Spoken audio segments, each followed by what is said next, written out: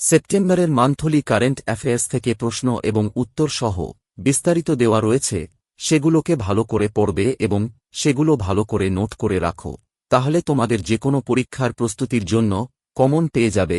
চলো সেগুলো দেখে নিই।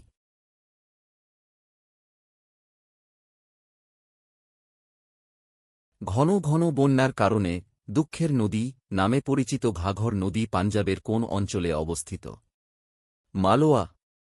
ঘন ঘন বন্যার কারণে দুঃখের নদী নামে পরিচিত ঘাগ্গার নদীটি পাঞ্জাবের মালওয়া অঞ্চলে অবস্থিত, বিশেষ করে পাতিয়ালা, সাংরুর এবং মানসার মতো জেলাগুলিকে প্রভাবিত করে। নদীটি মৌসুমী এবং হিমাচল প্রদেশের শিবালিক পাহাড়ের পাদদেশে উৎপন্ন হয়ে ডেরা বাসির কাছে পাঞ্জাবে প্রবাহিত হয়, যেখানে বর্ষাকালে এর আকস্মিক ঢেউ উল্লেখযোগ্য ক্ষতির কারণ হতে পারে। বাঁধ সমস্যা এবং দখলদারিত্বের কারণে এর অপ্রত্যাশিত বন্যা আরও খারাপ হয়ে ওঠে, যা 1988, 1993, 2008, 2019 এবং 2023 সালে দুর্যোগের কারণ হয়ে দাঁড়িয়েছে। এনভায়রনমেন্টাল রিসার্চ লেটার্সে প্রকাশিত সাম্প্রতিক এক গবেষণা অনুসারে আটলান্টিক মহাসাগরের কোন গুরুত্বপূর্ণ স্রোত ধসে পড়ার ঝুঁকিতে রয়েছে? Atlantic meridional overturning circulation.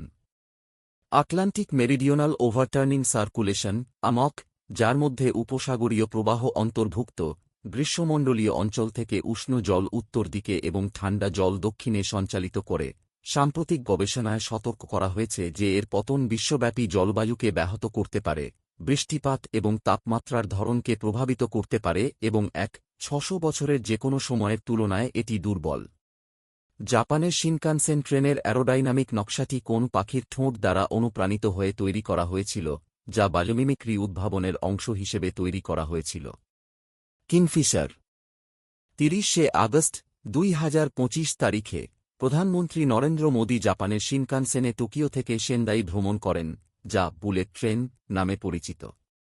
Shinkansen 1964 সালে চালু হয় এবং এখন উত্তরের হোক্কাইডো থেকে দক্ষিণের কিউশু পর্যন্ত শহরগুলিকে সংযুক্ত করে। এটি 320 কিমি ঘণ্টা গতিতে চলে এবং অভ্যন্তরীণ বিমান ভ্রমণের একটি গুরুত্বপূর্ণ বিকল্প। এটি দক্ষতা, নিরাপত্তা এবং নির্ভরযোগ্যতার জন্য বিশ্বখ্যাত। 60 বছরে কোনো যাত্রীর মৃত্যু হয়নি।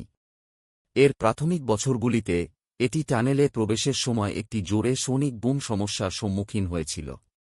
ইঞ্জিনিয়ার এইজি নাকাৎসু কিংফিশার পাখির ঠোঁট অধ্যয়ন করে ট্রেনের নাকটি পুনরায় ডিজাইন করার জন্য বায়োমিমিক্রি প্রয়োগ করে এই সমস্যাটি সমাধান করেছিলেন। নতুন নকশাটি সোনিক বুম হ্রাস করেছে, গতি উন্নত করেছে এবং শক্তি দক্ষতা বৃদ্ধি করেছে।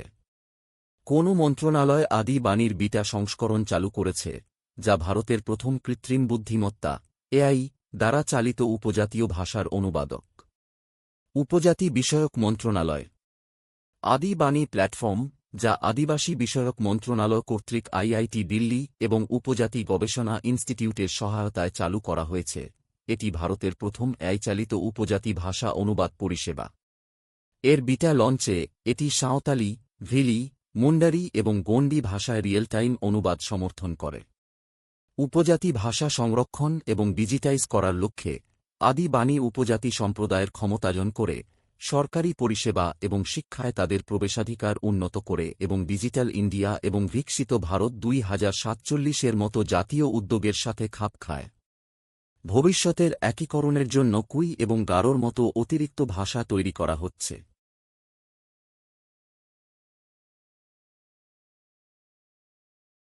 নতুন গবেষণা অনুসারে দীর্ঘমেয়াদী হার্ট অ্যাটাক প্রতিরোধের জন্য অ্যাসপিরিনের চেয়ে কোন ওষুধ বেশি কার্যকর হতে পারে?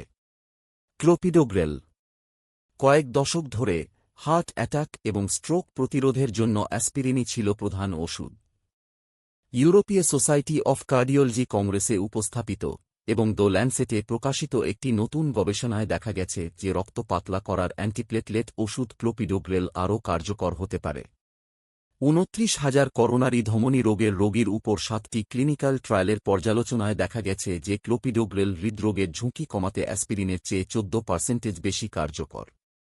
গুরুত্বপূর্ণ বিষয় হল, অ্যাসপিরিনের তুলনায় গুরুতর রক্তপাতের ঝুঁকি বেশি ছিল না। ক্লোপিডোগ্রেল একটি P2A ইনহিবিটর, বিপজ্জনক রক্ত জমাট বাঁধা বন্ধ করতে প্লেটলেট রিসেপ্টরগুলিকে ব্লক করে কাজ করে। এটি কম খরচের, ব্যাপকভাবে পাওয়া যায় এবং নিরাপদ, যা চিকিৎসা নির্দেশিকাগুলিতে অ্যাসপিরিনের প্রতিস্থাপনের জন্য এটিকে একটি শক্তিশালী প্রার্থী করে তোলে। ভারতের প্রথম মাল্টিলেন ফ্রি ফ্লো মফ টোল প্লাজা কোন রাজ্যে অবস্থিত? Gujarat. National highways authority of India দ্বারা প্রচারিত Indian highways management company limited ভারতের প্রথম মাল্টিলেন ফ্রি ফ্লো টোলিং সিস্টেম বাস্তবায়নের জন্য আইসিআইসিআই ব্যাংকের সাথে একটি চুক্তি স্বাক্ষর করেছে। গুজরাটের NH 48 এ অবস্থিত 84 ফি প্লাজা হবে ভারতের প্রথম বাধামুক্ত টোল প্লাজা। যানবাহন নিবন্ধন নম্বর, উচ্চ কার্যক্ষমতা রিডার এবং ক্যামেরা ব্যবহার করে একটি বাধামুক্ত টোল সিস্টেম। এটি যানবাহন না থামিয়ে নির্বিঘ্নে টোল সংগ্রহ সক্ষম করে, যানজট এবং ভ্রমণের সময় হ্রাস করে। এই সিস্টেমটি জ্বালানি দক্ষতা বৃদ্ধি করে, নির্গমন কমায় এবং টোল রাজস্ব সংগ্রহ উন্নত করে। কোন দুটি প্রতিষ্ঠান যৌথভাবে ভারতের প্রথম এমএচালিত ক্রেডিট কার্ড চালু করেছে? Unity small finance bank, Unity bank এবং BharatPe. Unity small finance bank, Unity bank এবং ভারত-পে রূপে নেটওয়ার্কে ভারতের প্রথম ইকুয়েটেড মান্থলি কিস্তি EMI চালিত credit card Unity bank BharatPe credit card চালু করেছে। এই কার্ডটি গ্রাহকদের সম্পূর্ণ অর্থ প্রদান করতে বা 12 মাস পর্যন্ত ব্যয়কে এমএতে রূপান্তর করতে দেয়। এটি national payments corporation of India NPCI এর সাথে অংশীদারিত্বে তৈরি করা হয়েছে। এটি দেশব্যাপী ব্যবসায়ীদের কাছে অর্থ প্রদানের জন্য ইউনিফাইড পেমেন্টস ইন্টারফেস OPE এর সাথে সংযুক্ত করা যেতে পারে। এটি ভারতের ডিজিটাল ক্রেডিট এবং পেমেন্ট ইকোসিস্টেমের একটি প্রধান উদ্ভাবন। বিহারে রয়্যাল ভুটান বৌদ্ধ মন্দির কোথায় উদ্বোধন করা হয়েছিল? রাজগীর। বিহারের রাজগীরে নবনির্মিত রয়্যাল ভুটান বৌদ্ধ মন্দিরটি 5 সেপ্টেম্বর 2025 তারিখে উদ্বোধন করা হয়েছিল। ঐতিহ্যবাহী আচার অনুষ্ঠান এবং ভুটানের বৌদ্ধ রীতিনীতি অনুসরণ করে উদ্বোধন করা হয়েছিল। রাজগীর ঐতিহাসিকভাবে ভগবান বুদ্ধের তপস্যার স্থান হিসেবে গুরুত্বপূর্ণ এবং বৌদ্ধ ধর্মে এর অত্যন্ত গুরুত্ব রয়েছে। অনুষ্ঠানে ভুটানের প্রধানমন্ত্রী, কেন্দ্রীয় সংখ্যালঘু বিষয়ক মন্ত্রী এবং উভয় দেশের প্রতিনিধিরা উপস্থিত ছিলেন। মন্দিরটির লক্ষ্য ভারত ও ভুটানের মধ্যে সাংস্কৃতিক ও আধ্যাত্মিক সম্পর্ক জোরদার করা। এটি বৌদ্ধ শিক্ষা, ধ্যান এবং দ্বিপাক্ষিক বন্ধুত্ব ও সহযোগিতার কেন্দ্র হিসেবে কাজ করবে। সম্প্রতি সংবাদে প্রকাশিত আগা খান পুরস্কার 2025 কোন ক্ষেত্রের সাথে সম্পর্কিত? স্থাপত্য। 2025 সালের আগা খান স্থাপত্য পুরস্কারের বিজয়ীদের ঘোষণা করা হয়েছিল 2 সেপ্টেম্বর 2025 তারিখে কিরগিজস্তানের বিশকেকে পুরস্কার অনুষ্ঠানের মাধ্যমে। বাংলাদেশের খুদি বাড়ি এবং ভিশন পাকিস্তান সহ 7টি বিজয়ী প্রকল্পকে 19টি প্রকল্পের সংক্ষিপ্ত তালিকা থেকে নির্বাচিত করা হয়েছিল এবং সম্প্রদায়ের স্থিতিস্থাপকতা এবং জলবায়ু প্রতিক্রিয়াশীল নকশার মতো বিষয়গুলিকে সম্বোধন করা হয়েছিল।